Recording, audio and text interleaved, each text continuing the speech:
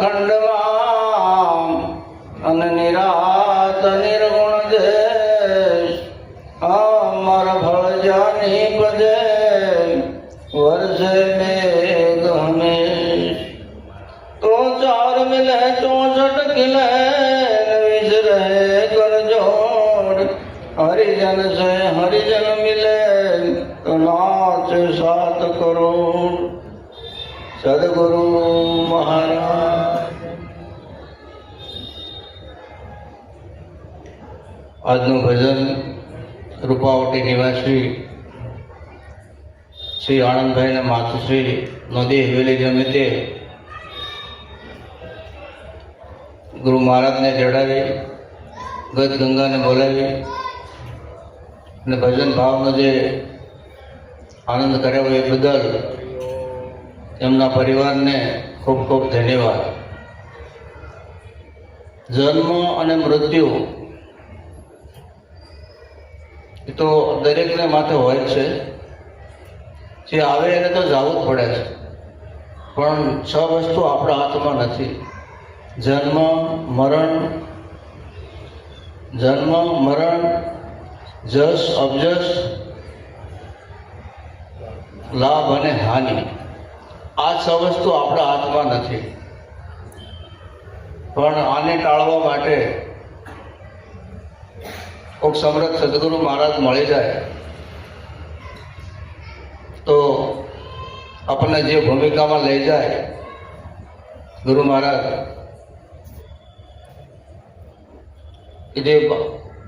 જે બા ગયા એ પર્વત મહારાજના શિષ્ય હતા, એમને આખો પરિવાર ગુરુ મહારાજને મળેલા છે। ધન્યવાદ છે એમના પરિવારને કે એમની પાછળ આ ભજન રાખ્યું।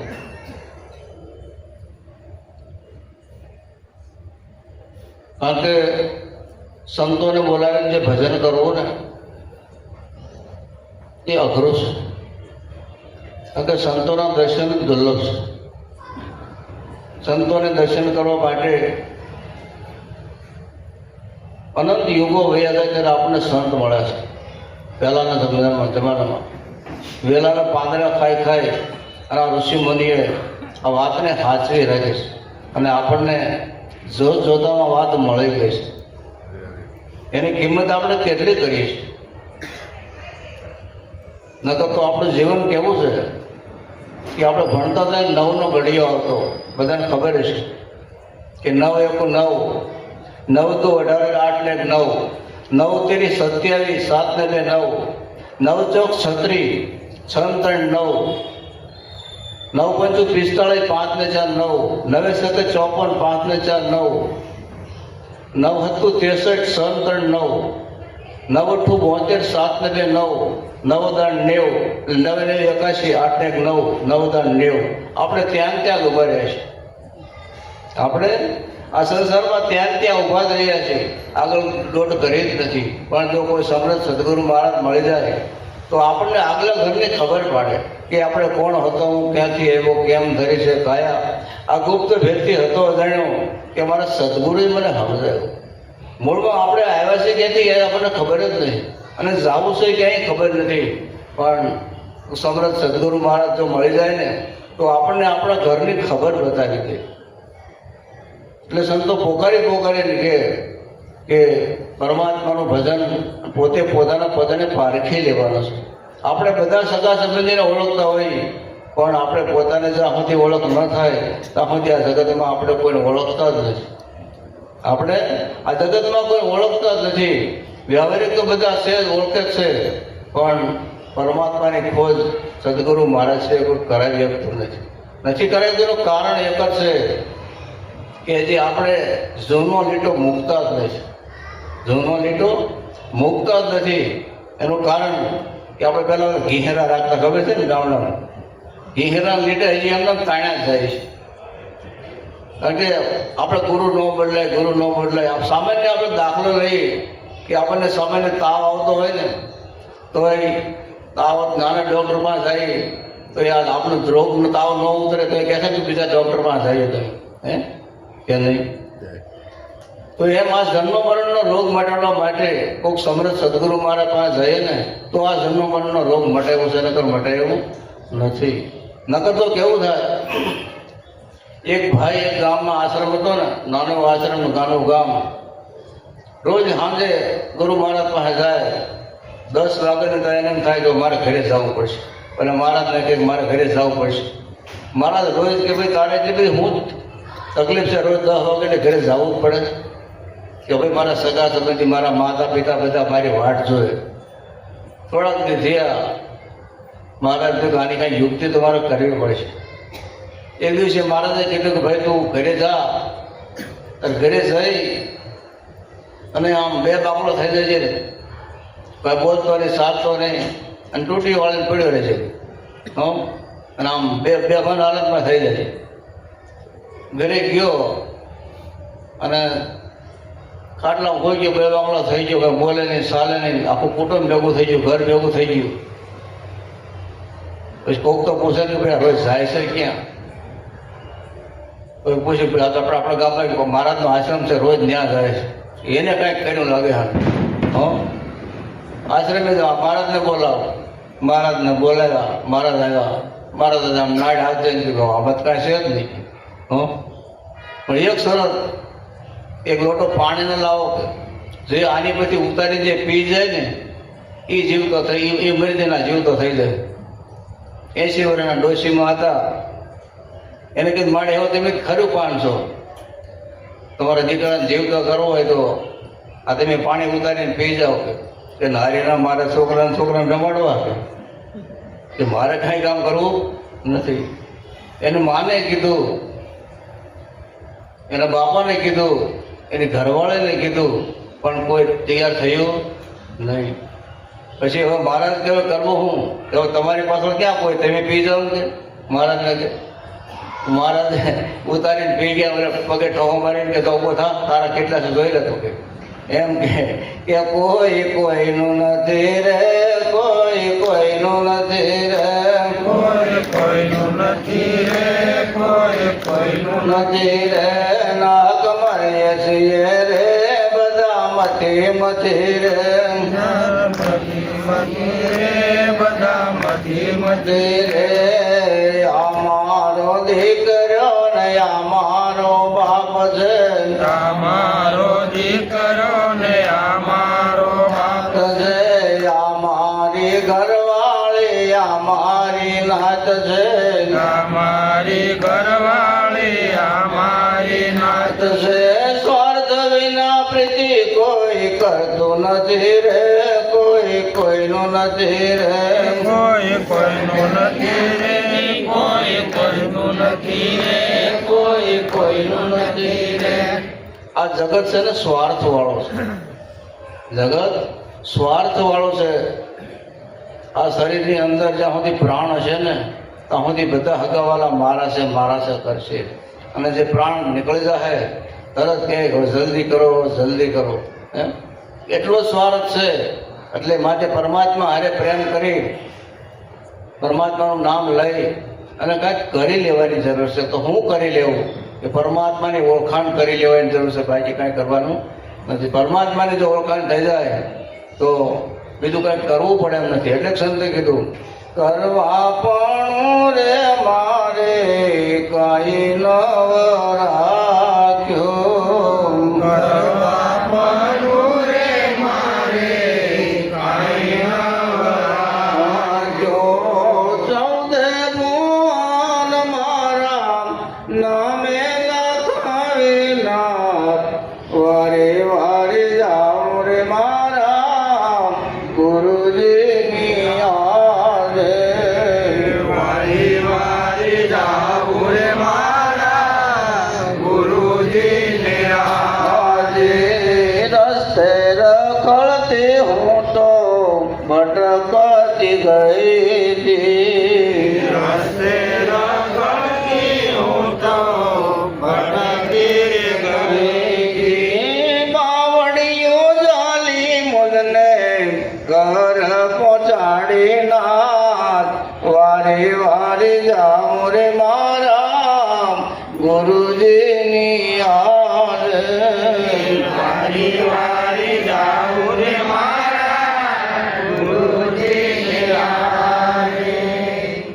સંતો કોઈ બધા આવરણ મટી જાય ત્યારે બંધન છૂટી જાય છે કે કાંઈ કરવા પણ ન રહે, કે જપ તપ વ્રત અગિયારસ હોમ હવન આ બધું કાંઈ કરવાનું મટાડી દે, સંતોના દ્વારે જાય તો. પણ કરવું કોને પડે છે કે વેદ વ્યાકરણ ભણી એની અંદર રચ્યા પચ્યા રહી અને કોઈ સદગુરુ સમૃદ્ધ જ્યાં સુધી ન મળે ને ત્યાં સુધી આ બધી વેદના એને ઊભી કરતી હોય છે. એને છોડવું હોય પણ સદગુરુનું સાચા ન મળે ત્યાં સુધી આ બધી ભ્રમણાથી માણસ બહાર નીકળતો નથી. અને છૂટવા માટે કોઈક મહાપુરુષ જો મળી જાય તો આ બંધનમાંથી મુક્ત થવાય એવો છે. અને જો બંધનમાંથી મુક્ત ન થાય તો આવું અને જાવું ઊભું જ છે. તો આપણે કેવું જીવન જઈએ છીએ, ખાવું પીવું, ભોગ ભોગવવા, મોત આવે તો મરી જવું, બસ. એટલા માટે મનુષ્ય અગર આપણને મળ્યા નથી. એટલે સંતોએ કીધું આ જગમાહી અનેક ભક્તો જીવતા મોક્ષ પદ પાયા. જગમાહી અનેક ભક્તો જીવતા મોક્ષ પદ પાયા. મોઆ કેડે નર મુક્તિ માગે ને, મોઆ કેડે નર મુક્તિ માગે ને, મૂર્ખ કેવા કે નાયા લાલન જેણે આત્મ નહીં ઓળખાયા. મૂર્ખ કેવા કે નાયા લાલન જેણે આત્મ નહીં ઓળખાયા.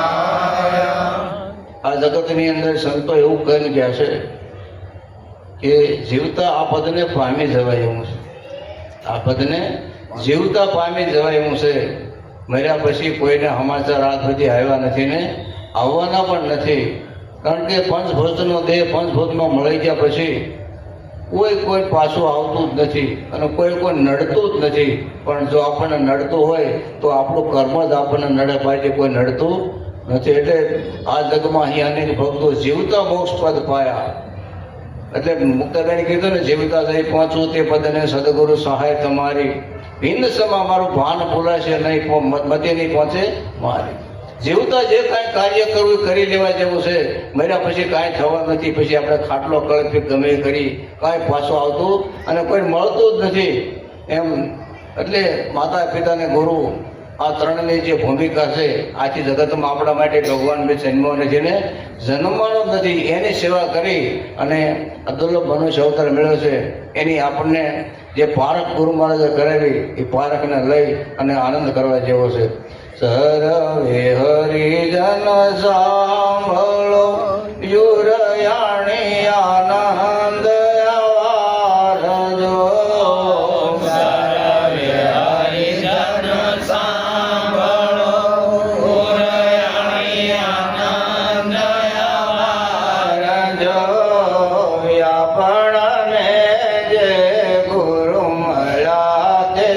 રહે માયાની પાર જો.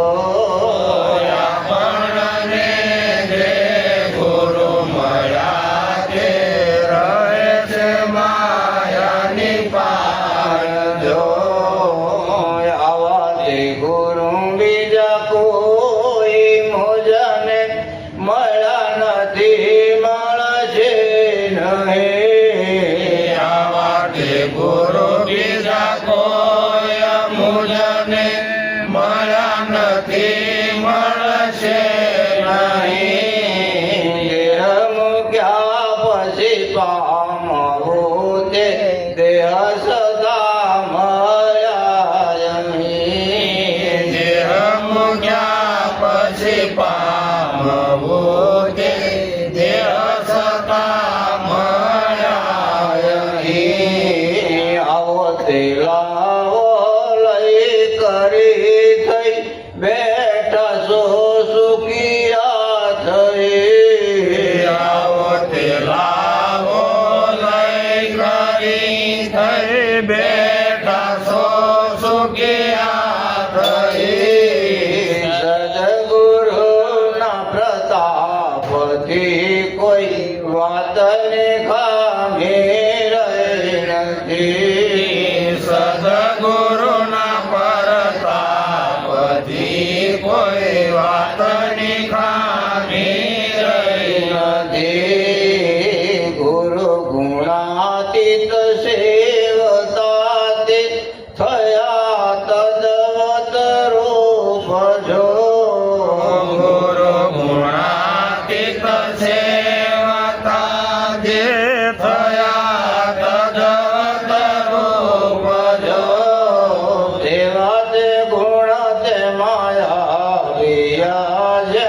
સદગુરુ તો સ્વરૂપ જો ગુણ એમાં આવ્યા જેનું સદગુરુ તો સ્વરૂપ જો ગુરુ ગુણાતીત સેવ્યા થકી ગુણાતીત થાય છે ગુરુ ગુણાતીત સેવા થકી ગુણાતીત થવાય છે ગુરુ પ્રતાપે કહે ટેલો હીરો હીરાથી વિંધાય છે ગુરુ પ્રતાપે કહે લવો હીરો હીરાથી વિંધાય છે ગુરુ મહિમાને સ્તુતિ જે સાંજ સવારે ગાય છે ગુરુ મહિમાને સ્તુતિ જે સાંજ સવારે ગાય છે ગુરુ પ્રતાપે કહે ટેલવો તે પરમ ધામમાં જાય છે ગુરુ પ્રતાપે કહે લવો તે પરમ ધામમાં જાય છે સર્વે હરિજન સાંભળો યુરયાણી આનંદ યાર જો સર્વે હરિજન સાંભળો યુરયાણી આનંદ જો આપણને જે ગુરુ મળ્યા તે રહે